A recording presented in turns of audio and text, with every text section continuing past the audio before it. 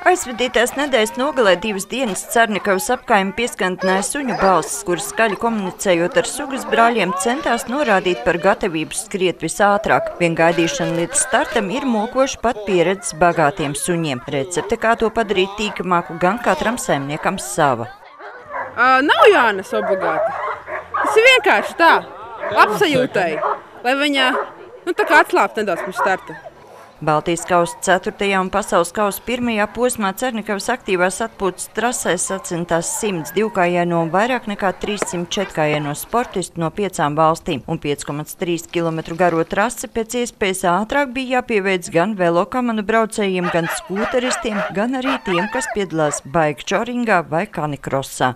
Tās ir tās disciplīnas, kas vienmēr ir bijušas. Tas ir velokamanas 4 suņu, 6 suņu, skūteru disciplīna, tas ir bezpedāļu velosipēds, arī ar 2 suņiem, ar 1 suni, riteņbraukšana un skriešana. Tas ir tas, kas ir mūsu šajā sporta veidā. Bet, protams, tagad rodās jauni sporta veidi. Latvijā ļoti plaši tagad tiek pārstāvēts frisbijs, kur suns ķer lidojošo šķīvīti, kas arī ir ļoti interesants. Un tiešām suņiem tas ir kā izklaide, viņiem ir liels prieks to darīt. Cernikavā sacensības notiek 2. gadu. Pirmkārt tāpēc, ka vietējie šeit ir gan startētāji, gan mums palīdz organizatoriski. Un treškārt arī pašvaldība ir ieinteresēta savas pašvaldības teritorijas attīstībā un interesantu pasākumu piesaistīšanā. Tā kā mums ir izveidojusies laba sadarbība, īstenībā mēs ceram arī turpināt sadarbību nākamgad. Vērtēts tiek uzstādītais laiks 2 dienu kopsumā, bet sacensību trasē mēs skatāmies, lai dalībnieks neskriet priekšā sunim, lai būtu komandas darbs, lai, kā saka, viens uz otru nelamātos suns uz dalībnieku un dalībnieks uz suni. Ir jāievēro principi sportiskie attiecībā vienam pret otru dalībniekiem. Pie apdzīšanām jāskatās, lai viens otru korekti palaist garām. Tāpat mēs pārbaudām tehniku un drošību. Tie ir tie kritēriji, bet galvenais tas, kas ātrāk nobrauc, tas arī uzvar.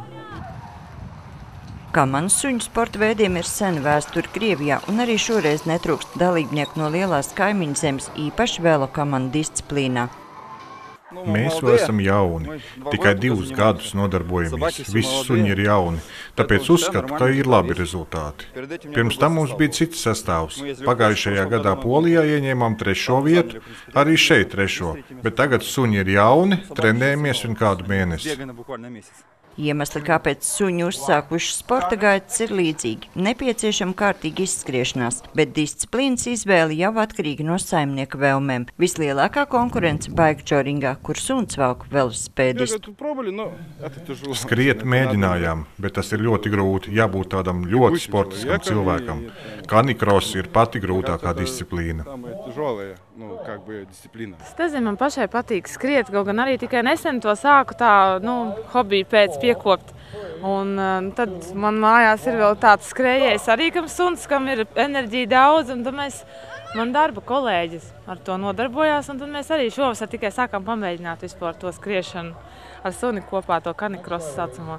Tad jums tā būs pirmās sacensības tādas līdz? Tādas pavisam lielās, jā, ja godīgi, tad jā. Mēs esam tādas mazajās un tādas savu prieku pēc piedalāmies, tad, kad ir visādi kopistiskie treniņi, bet tā mēs lielās mums ir pirmās tādas sacensības. Labākos rezultātus velokamanu vilkšanā uzrādīja Krievijas un Igaunijas sportisti, bet skūteri, jeb bezpedāļu velosipēdu disciplīnā vislabāk veicās kaimiņiem lietuviešiem un Krievijas sportistiem. Arī skriešanā, jeb kanikrosā ātrākie Krievijas pārstāvji aiz sevis atstājot latviešus, bet bikejoringā labākie latvieši un lietuvieši. Šāda mēroga sacensības Cernikavā notika jau 2. reizi. Sandra Letāna, Andris Pāns, TV Spektrs.